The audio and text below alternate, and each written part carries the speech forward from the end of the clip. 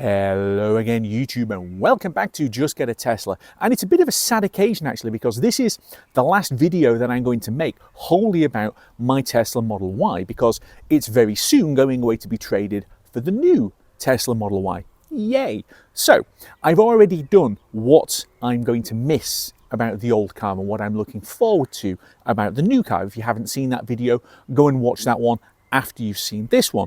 But what I want to talk about today are the things that I've done to this car, all of the various accessories and things that I've had over the years, because I've had quite a few comments with people asking me what's happened to those and what I'm going to do with the new car. So let me give you a whistle-stop tour of everything that's actually happened to this car, what was good and what was bad, and what I'd do again.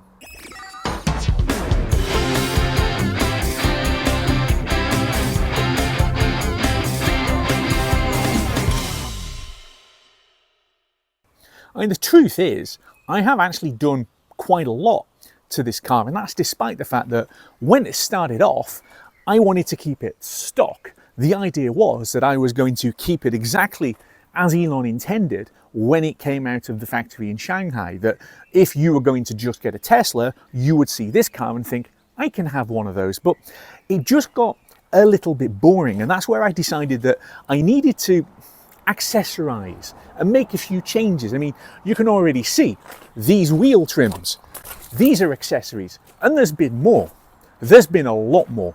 So what's been good, what's been bad, and what would I do again? Well, there is some news, because although I still got this car and I haven't as yet got the new Model Y Juniper, I already have got several large boxes in the office of accessories for not this car, but the new car, because my various friends and sponsors out there are already happy to be working with me on the new Juniper. So there are things that are going to be coming. Let's be very clear about that. There are all kinds of exciting things, both in those boxes and the boxes that I haven't yet received. Believe me, I am going to be excited to share some of those things with you. But for the time being, let's talk about this car, what I've done to it, and what was worth bothering with.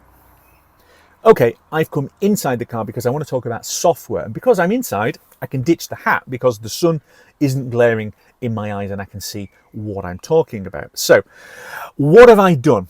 There's two big things that I did to this car.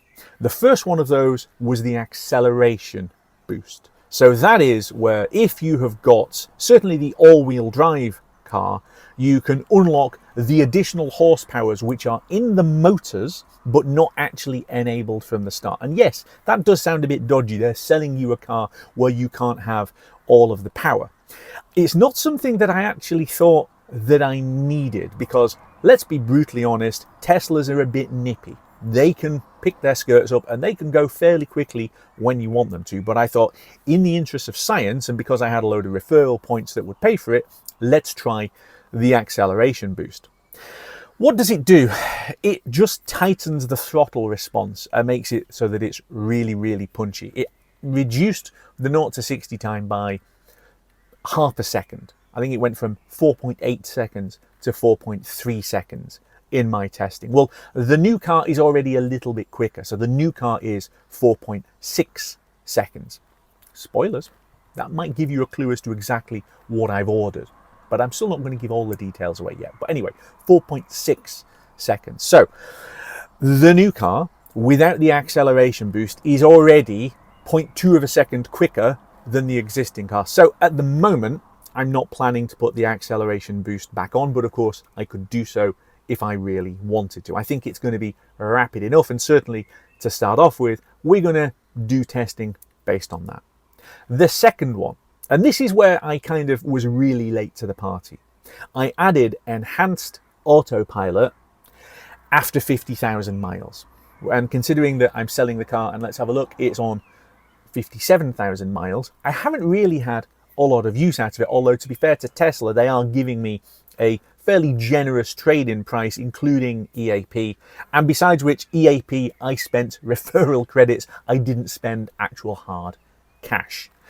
EAP, What can I say about EAP? Well, I am a real critic of the way that Tesla worldwide offers full self-driving capability, which is just bobbins. It's not FSD at all, despite the name. It's autopilot with bits added on. In my testing, the bits added on really don't work particularly well. And I have to be honest, EAP, for me, is not worth £3,400. What does EAP do? It adds things like automated lane changing, and it's supposed to have on and off ramp automation. Well, the on and off ramp thing, on the odd occasions where it's actually done it, it hasn't felt honestly safe at all.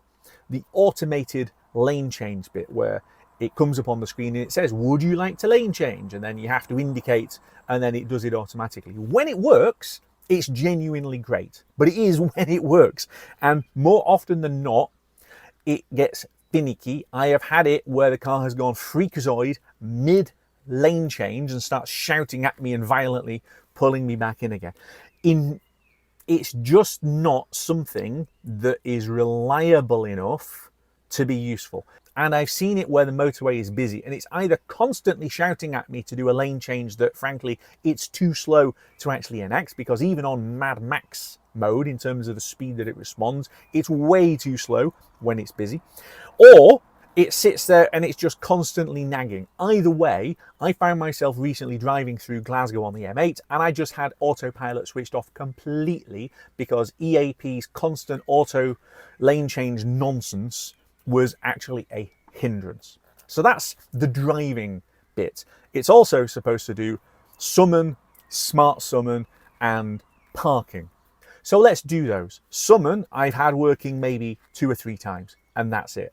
Most of the time, summon doesn't work, and that's dumb summon.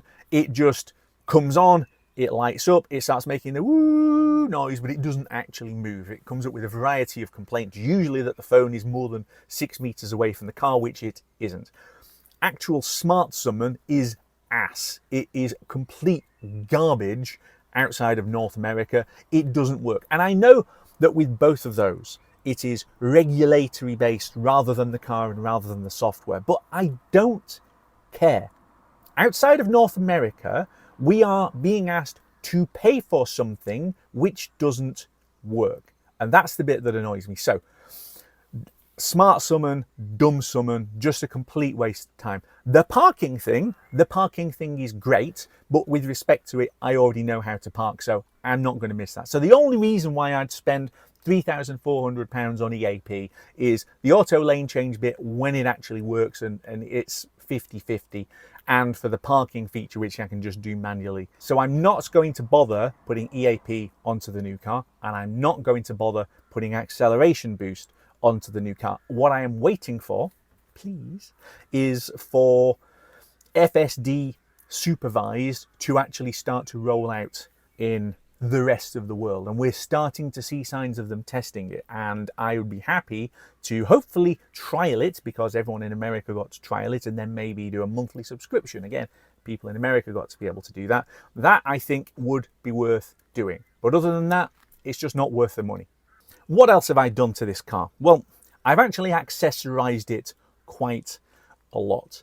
I think the number one accessory which I have had the most success with is ts.la, and that is a little magic box which plumbs into the car and allows you to tweak and adjust various things. The current version of ts.la gives you always on autopilot, which is really, really, really useful, as well as a whole host of other functions and displays and other things. It lets you put your phone as a speedo behind the steering wheel, which again is something that Tesla say you don't need, and you don't need a heads-up display, and a lot of drivers say no, you really do need. You can now have that with ts.la, and again there's a link in the description if you want to get your own.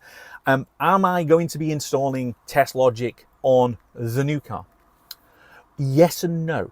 I'm not going to install the current one because they have got a new product that's about to hit the market, and they're going to send it to me for testing. So there is going to be some ts.la fun happening on the new car. So ts.la, yay. I also have made fairly religious use of my Jawa phone mount. And again, that is something which has been hidden away behind my screen so much of the time, but then gets deployed, and it's useful for both having the phone there as a display, but it's also brilliant for filming. You might not use yours for filming, but as a phone mount, it's high quality, it is discreet because it's completely hidden away. It just works. It's one of those brilliant accessories where you just look at it and go, you know what, this is fab.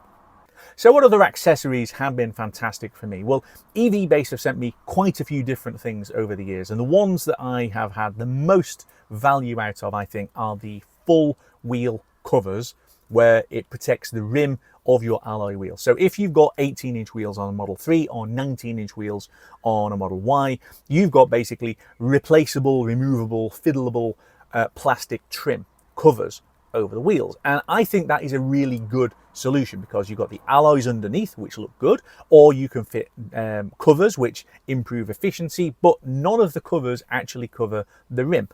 Most alloy wheels get curbed, curb rash, whatever you want to call it, and so many manufacturers now seem to be designing wheels with this diamond cut, and it seems deliberate that your wheels are going to get trashed in daily use. They just are. However careful you are, at some point they're going to get scraped, good word, scraped up against the curb, and you're going to have to spend money making them look nice again. You don't need to do that if you fit full wheel covers, and EV-Base ones have been fantastic. I've had 2 different sets, and the second ones I put back on after trying something else. We'll talk about the something else in a little while, because the first ones literally protected my wheels against being broken badly against the curb. We had to swerve out of the way of somebody who was coming the other way, and the wheel went up against the curb and the plastic got broken, but the alloy was fine underneath it. And that's kind of the point. That's why you put these kind of covers on. And there's been various other bits. I've got center console trays and other things like that. They've been really useful. What didn't last was when I tried to juniperize my car, because there is just something a little bit about the Model Y interior with all of the wood. It's controversial. Some people like the wood, some people dislike the wood. Honestly, I'm not that bothered, but I thought I would try some of these covers. So I've got these Alcantara feel covers to go over the wood, and then some LED strips and all of the rest of it. And having put them on, they looked smart, but I then realized that actually I preferred the OEM look, and certainly the feedback that I was getting from people was, what are you doing, especially with the LED light strips. They weren't well liked by my family, so I said, okay, fine, let's take them off and go back to stock. You know what, stock looks fine, but I'm going to enjoy the new look in the new Juniper with the, well, Alcantara and the light strips, but just OEM rather than something which, with the best will in the world, did look like it was an aftermarket stick-on affair rather than something that was there. You want something which just blends in with the car and you can't really notice it. And talking about blending in with the car, I really should talk about the rear screen that I installed in the car previously. One thing that's obviously missing from earlier versions of the Model 3 and the Model Y is a screen in the rear. I know some people talk about this for entertainment purposes. I just look at it as there are heated seats in the back, but there's no controls. There's ventilation in the back, but there's no controls. So it's something that Tesla have obviously realized was missing. So there is now a screen on the newer cars, but on the existing ones, you've got to retrofit one. So Hansho sent me a screen, and you know what? Installing it really was very simple. It just clicks in and out, it's plug and play, and it does give you access to all of those features as well as the entertainment ones, which I never actually tested because I haven't got any real need for that. My one objection to it was that, how can I put this? It's underneath running Android and a fairly, how can I put this, restricted version of Android. So even getting things like the time zone properly on there was quite difficult. Bizarrely, getting the correct time showing on the rear screen was hard work because it kept trying to change it to the wrong time zone. Also, the screen on the thing Not exactly the highest of quality, and where it really shone out, literally, was when you were in the winter driving in the dark, where the black screen was just blasting light. It's not like it's an OLED screen or something where it's just dark. There was quite a lot of brightness in the back, and my kids found themselves switching the screen off more than it was on because it was just too bright. You could switch the thing off, but you had to do it manually every time. There wasn't an option in the software to actually get it so that it switched itself off. However, the only reason the screen isn't there now is because the car's going back. So genuinely, I thought it was a great product. It was one of those things that does add value, and yeah, it was worth doing. One accessory which was really useful, really useful, was the Tilliard fridge, which goes in the boot. And okay, so I took it out over the winter because I was using the cubby space for something else, and you don't really need a fridge in the winter. But when it comes to the summer and the car gets really warm and you want to have cold drinks with you, having a fridge in the back genuinely made a real difference. So that is something that I'm hoping will actually fit on the new car, because I've seen a couple of things that suggest that the cubbies are a slightly different shape, and I know that you've now got the ability to be able to put the load cover under the boot floor. I'm going to take the fridge out of this car and have a play with it and see whether it fits or not, but it's been a really positive thing to have. Maybe a bit less positive now. Let's talk about a couple of things which I tried and I didn't get on with. Well, the obvious one, and the one that quite a few people talked about, are the Halo Bluk F1 style blanking plates that go over the wheels. Now, I actually didn't mind the look of these. They were quite stealthy, and stealthy is just another way of saying ugly for the people who really hated them. And I get that, but I went for just matte black. I could have had a variety of different designs. I got sent the matte black ones. The point is, getting them on and off, right? Yes, it's extremely clever engineering, the way that you've got this thing that basically bolts onto the center axle and then fits onto the alloy, and then the thing is bolted onto the top. It's very clever. It's also a vast amount of faff for what it is. The EV-based trims that the car still has and is being handed back wearing, those literally just clip on and off, and they're a doddle. The discs from Halo Bluk took quite a while to get them on, and then getting them off again quite a while. So they did talk about needing to carry basically their toolkit around with you in case you needed to put some air and things in the tires. So wasn't something that I thought was worth the faff, but I really appreciated the engineering that went into them. And whilst we're talking faff, the one product that really didn't work for me were the adhesive film to go over the headlights.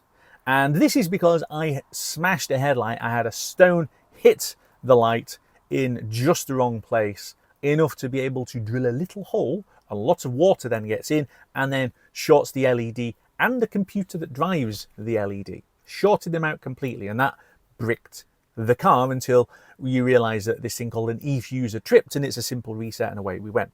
So let's get some kind of protective film that goes over the lights. And I was sent the product, and you've got the here's how you apply it video, and it looks like an absolute doddle.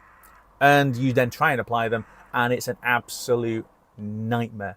I could not get the things on at all, no matter what I did. And look, the phone I'm recording this on has got a screen protector on it, which has been applied flawlessly, as have various other screen protectors, as have various other things that have all been done.